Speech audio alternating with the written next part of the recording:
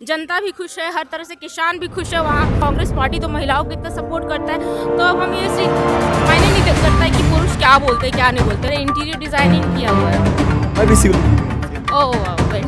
नमस्कार, आदाब, सत श्री अकाल, जय भीम, जोहार। मेरा नाम है धनंजय और अपन इस वक्त भारत जोड़ो यात्रा में है। भारत जोड़ो यात्रा पंजाब की धरती पर पहुंच चुकी है। पठानकोट यहाँ से लगभग 40 से 45 किलोमीटर दूर है। यात्रा लगभग अपने आखिरी पड़ाव की ओर बढ़ रही है। लगभग 10 से 15 दिन की यात्रा शेष है। ये यात्रा कन्याकुमारी से चली थी, भारत के एक छोर से दूसरे छोर तक चली थी, दक्षिण से उत्तर की ओर चली थी। यहाँ पर हमारे साथ कुछ साथी हैं जो भारत यात्री हैं और छत्तीसगढ़ के हैं, तो इनसे बात करते हैं। जी मैम, क्या नाम है आपका? मेरा नाम शशि सिंह है और मैं छत्तीसगढ़ से हूँ, जैसे आपने बताया। छत्तीसगढ़ में कहाँ से हैं? सूरजपुर जिला है, मैं वहाँ से हूँ। जिला पंचायत सदस्य भी हूँ मैं। अच्छा। और राष्ट्रीय सचिव युवा कांग्रेस से भी हूँ। अच्छा, राष्ट्रीय सचिव युवा कांग्रेस से। मतलब युवाओं को ज़्यादा मौका दिया गया कांग्रेस में इस बार भारत यात्रा में? ऐसा नहीं है, सबको मौका दिया गया है। युवाओं को तो देना ही चाहिए और ऑब्वियसली दिए हैं। अच्छा। और सबको मौका मिला है। तो आपकी पढ़ाई क्या हुई है? मैं ग्रेजुएट हूँ बीकॉम से। मेरे इंटीरियर डिजाइनिंग किया हुआ है। और अच्छा, मैं भी सिविल इंजीनियर हूँ, सेम। ओह वाह, वेरी नाइस। और मैम एक विशेष सवाल और ये पर्सनल सवाल भी है। बिल्कुल, आप क्योंकि आप एक महिला हैं, तो महिला जब अपने घर से बाहर निकलती तो जो हमारा पुरुषवादी समाज है वो लाख सवाल होते हैं घर वालों पर, रिश्तेदार नातेदार सवाल करते, तो इस पर आपके साथ क्या हुआ?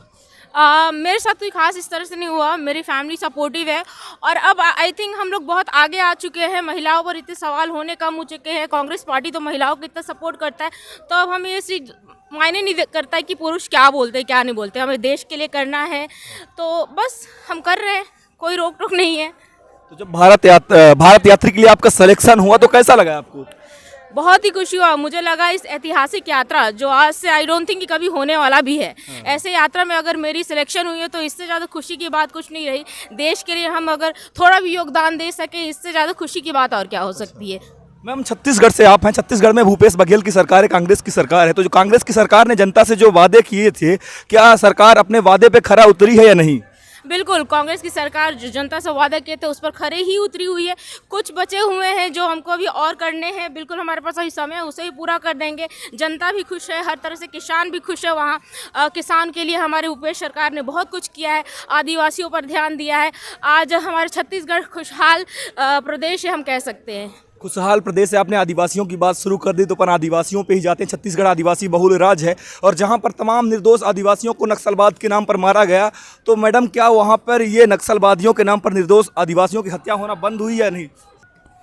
देखिए, ये पहले हुआ करता था, लेकिन जब से भूपेश सरकार आई हुई है वहाँ तब से ये चीज़ नहीं हो रहा है। आदिवासी को नक्सलवाद कहना ये गलत बात है, क्योंकि हर कोई नक्सल नहीं हो सकता है, हम समझ सकते हैं। तो भूपेश सरकार बिल्कुल इस पर ध्यान दे रहे हैं और सबको एक मौका दे रहे हैं। ऐसा कुछ गलत नहीं होगा, ये आप उम्मीद कर सकते हैं हमारी सरकार से। अच्छा, तो बस अब ज़्यादा दिन नहीं चुनाव होने में, चुनाव जल्द ही है, तो क्या होगा इस बार? इस बार फिर कांग्रेस की सरकार आएगी। कह रहे हैं बीजेपी का संगठन बहुत मजबूत है, बूथ स्तर पर रमन सिंह जी तैयारी शुरू कर चुके हैं। हमारी तैयारी कब से चली हुई है और जब किसानों के लिए इतना कुछ किया है, हमारे छत्तीसगढ़ की जनताओं के लिए इतना कुछ किया गया है, तो कैसे आएगी बीजेपी की सरकार? आप मुझे बताइए। आज जनता खुश है, जब हर कोई खुश है तो हम मान ही नहीं सकते कि बीजेपी की कोई भी चांस है उसकी फिर से बुरी तरह से हार होगी, ये तय है।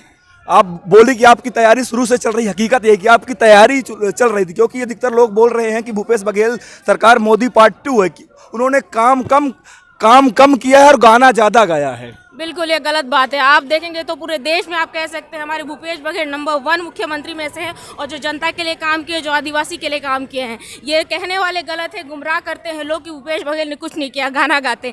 उन्होंने जनता के लिए काम किया है, क्योंकि मैं उस क्षेत्र की जिला पंचायत तो प्रतिनिधि भी हूँ, तो मुझे पता है जनताओं की जो मांग थी उसको भूपेश बघेल ने किस तरह से पूरा किया है। भूपेश बघेल एक ऐसे मुख्यमंत्री हैं जो गाँव घर घर जाके लोगों से मिल रहे हैं और जनता उनसे बहुत ही ज़्यादा खुश है। चुनाव आ गया तो घर घर तो जाना ही पड़ेगा ना? उससे पहले से ही जा रहे हैं, ऐसा कोई नहीं। चुनाव से पहले जब से सरकार बनी, भूपेश बघेल जी सिर्फ दौरे पे, एक ऐसे मुख्यमंत्री मैं उन्हें कह सकती हूँ जो हर एक गांव जा रहे हैं, और आज से नहीं, जब से वो बने हुए हैं मुख्यमंत्री तब से जा रहे हैं। तो उनके जैसा मुख्यमंत्री आई थिंक पाना भी बहुत मुश्किल है। तभी तो मैं कह रहा हूँ मोदी पार्ट 2, क्योंकि दौरे पर तो प्रधानमंत्री मोदी जी भी है। लेकिन वो पूरे दुनिया के दौरे पे।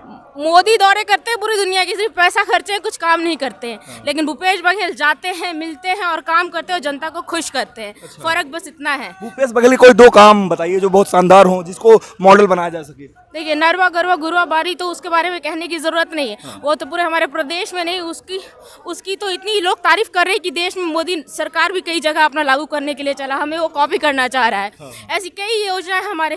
शिक्षा के क्षेत्र में क्या हुआ? शिक्षा के क्षेत्र में आपको सबसे बड़ी बात बताऊंगी, स्वामी आत्मानंद स्कूल जो है हर एक जिला में बनाया जा रहा है। 2-2 स्कूल बने जा रहे हैं, वो भी इंग्लिश मीडियम स्कूल। आप समझ सकते हैं, आज तक ऐसा मुझे नहीं लगता कहीं हुआ होगा कि गरीब बच्चे जो हैं उनको इंग्लिश मीडियम में फ्री ऑफ कॉस्ट में पढ़ाया जाए।